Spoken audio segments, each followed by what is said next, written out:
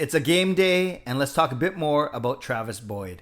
I'm Clay Emo. I'm at Canuck Clay on Twitter. I'm at Clayton Emo on Instagram. I'm the founder of the GLCPC, the Good Looking Canucks Positivity Club. This is my Canucks take on one take. It's Clay's Canucks commentary for Monday, March the 22nd. This is where you get Canucks insight that's positive and timely. Shout out to my Hall of Fame members, Jens95, simalexander, Just Incredible, nucksfan number 29, and Lucas Gates. Thanks for your support as always, and thanks to the support of all membership levels. You're listed in my description for this video. If you want to become a member of the CCC Crew, just click on the join button underneath this or any of my videos, or on the memberships tab on my YouTube channel. Okay, a few programming notes. Firstly, post-game live stream tonight. We will start at let's go with 10:15. I think that's when we'll start, at 10:15 tonight. Gives me a bit of time after the end of the game to get ready and to be ready. So hope you join me on YouTube for that. Just wrapped up a video Zoom chat with the legendary Don Taylor, and he was awesome. He's so genuine, so friendly, so fun, and a lot of great stories. Had me laughing the whole time. It's 51 minutes. But it goes by super fast. I know it went by super fast when we were recording it. I'm not sure what it feels like for you guys watching it. But I'm going to release that as a premiere tomorrow morning on YouTube at 8:45 in the morning. I'll be watching live along with anyone else who's up that early. Now you might say, why such a weird time?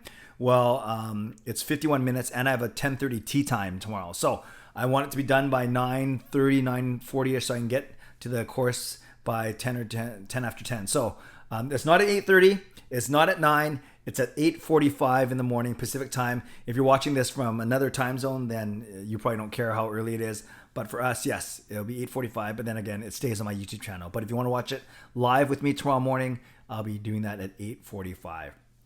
So that's that. I talked about the post-game live stream tonight.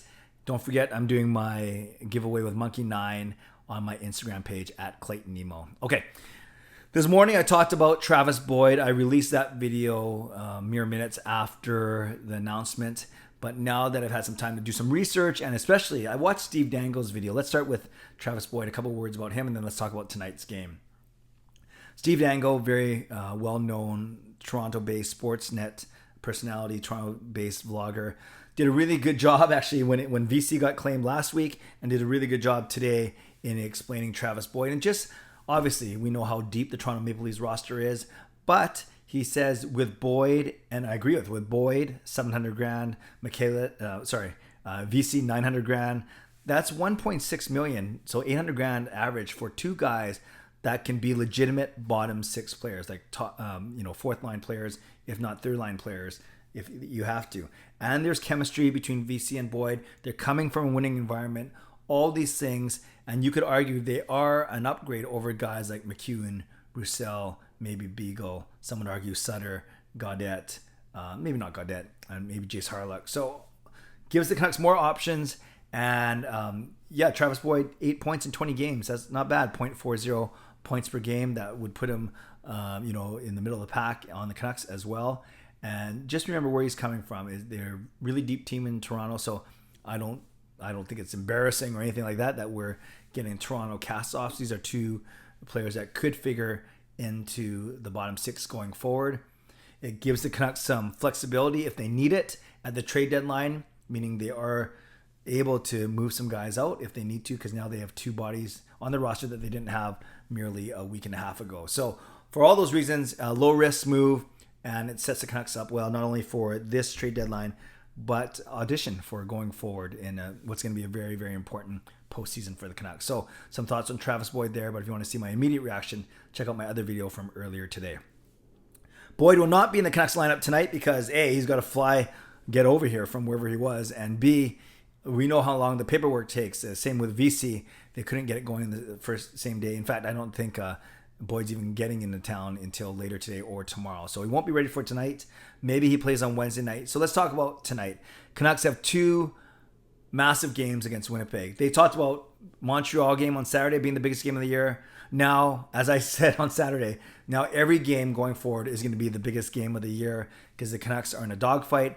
As I mentioned yesterday, they have to win 3 out of 4, or in Edmonton's case, 3 out of 5. They have to win 3 games on average from each of their 5 opponents to get their 15 wins to make it to the playoffs. Not impossible, but not completely likely either. So, and I've been saying that for the last 2 or 3 weeks, that it's certainly not impossible. But it's going to take some really, really good play by the Canucks. To do so, you have your number one goalie in net. It's Thatcher Demko tonight. I expect him to play tonight. I expect him to play Wednesday. Don't forget, after Wednesday, the Canucks have almost a whole week off. They play on Wednesday the 24th, hosting Winnipeg. Then they don't play again until the next Wednesday, the 31st, hosting Calgary. And remember, every game is going to be a big game. So you play Demko tonight, you play him Wednesday night, and then he's got a whole week off. Not a week off. They're still practicing and stuff, but a week between games. So you got Demko in net and the same 6 in front of him. And that is Hughes and Hamnick, Edler and Schmidt, Ben and Myers. That means Juolevi and Chatfield are the extras right now. Both Juolevi and Chatfield. Up front, looks like the same 12 forwards that played against Montreal on Saturday night. I feel... Excuse me. God bless me. Thank you. It's the same 12... I think that's the first time I've ever sneezed during one of my vlogs. Now you know that's truly a one-take wonder. Same 12 forwards. So you have Horvat between Hoglander and Besser. That line has looked really good.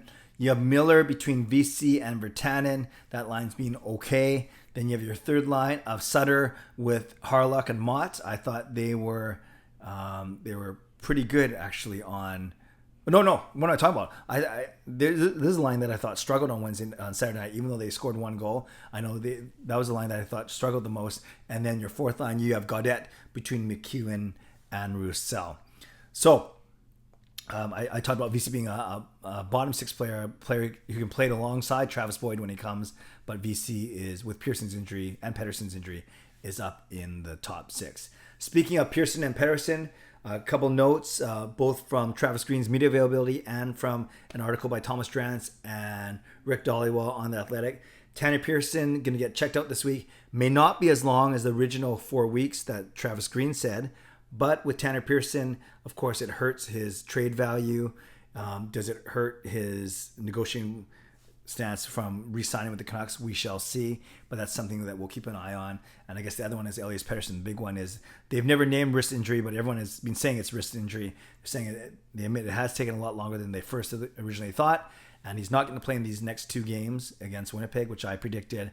So hopefully they'll have him back on Wednesday the 31st, but they're not making any guarantees. But hopefully they're just being cautious and that he's definitely gearing back for a return on the 31st. It's pretty amazing that the Canucks have won 8 out of 11 in his absence. I think he's been on all those 11 games. I can't remember, but I know the Canucks have won 8 of the last 11. So there we go, Canucks fans. Setting up today's game. Make sure that you join me for tonight's postgame live stream. Make sure you join me for tomorrow morning, 8:45, my YouTube premiere, my chat with Don Taylor. Score prediction for tonight. I'm going to change things up a bit. I'm going to say it's no, I'm not going to change things up. 4-2 Vancouver. I'm going to keep saying that until they actually win a game. No, that was my prediction from a long time ago. I'm going back to it. I'm going 4-2 Vancouver. That's what I think it's going to be tonight. So let's go. I want to hear your score prediction. Put it down in the comments below. And talk about anything else. Talk about Pearson, Pettersson, Boyd, VC, Demko, whatever you want to talk about. Let's open up the conversation and let's continue that conversation on the post game tonight. So Canucks, Jets, 7 o'clock, Rogers Arena. Enjoy the game. In the meantime, subscribe if you'd like to, like this video if you'd like to, become a member of this channel if you'd like to. Stay safe, stay healthy, take care of yourselves and take care of each other. Enjoy tonight's game. Enjoy the rest of your day. I will see you later on tonight. God bless and go Canucks go.